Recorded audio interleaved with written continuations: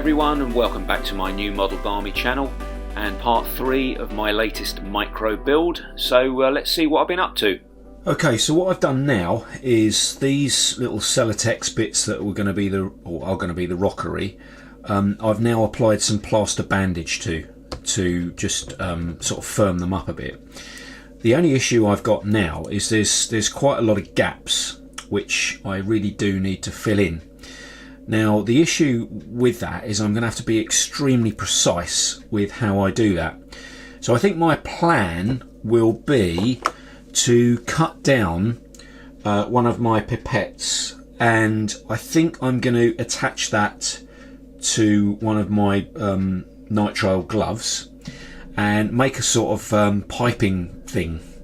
And I've got this, where is it? It's acrylic paste, carvable acrylic paste. Oops, this stuff. So I had this over from another project, so I think I'm going to use this as a sort of filler. Anyway, I'm going to crack on with that now, and we'll see how that turns out.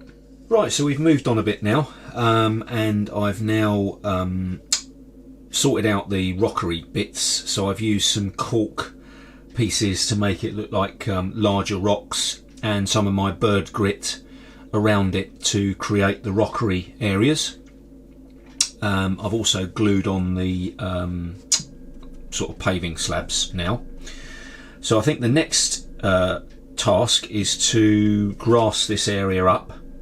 I don't mean sort of like informing on it to the police or something like that. I'm actually going to put some static grass on. Now, what I decided to do, I've never done this before, I've never tried this. Rather than paint the base and then apply the glue and put the static grass on, I've actually mixed some brown acrylic paint into the Mod Podge, the matte Mod Podge glue. So this may or may not work, but I thought, well, I'm killing two birds with one stone. So it's a sort of browny colour-ish. So I'm going to paint that on. I should use my homemade static grass applicator, and we'll see how that turns out. So here we are, static grass is down, and I think my glue and paint mix work relatively well. And as you can see, I've also put some sort of bushes and plants in the rockery areas. They're kind of, I guess you call them alpines, I don't know. I'm not a gardener, but I didn't want to overdo the rockeries because I think the emphasis with this chap's going to be with his railway rather than gardening. So I'm happy with that so far.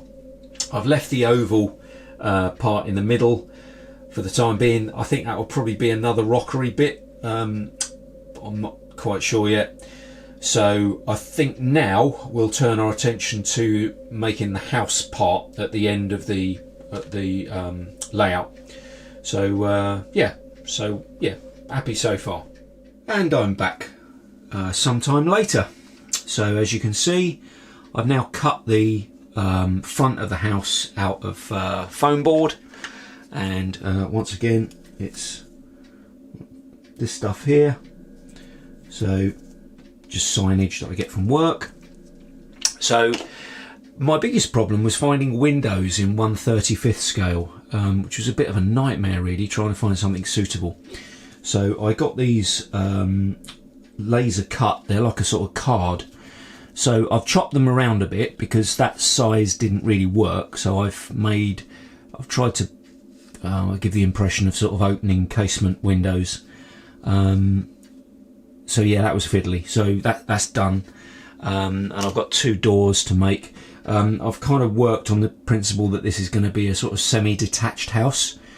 So he's built on this little lean-to structure effectively here. That would have been the entrance into the garden that way. But he's actually filled all this in to make a little workshop. So that's where he keeps all his trains and bits and pieces like that. Well, that's my story anyway, and I'm going to stick to it. So I think I'm going to leave that one there now. So I think that ends this particular episode. So I hope you join me on the next one. Once again, thanks for watching. If you like what you see, then please like and subscribe. and I'll catch you on the next one. So take care. Cheers.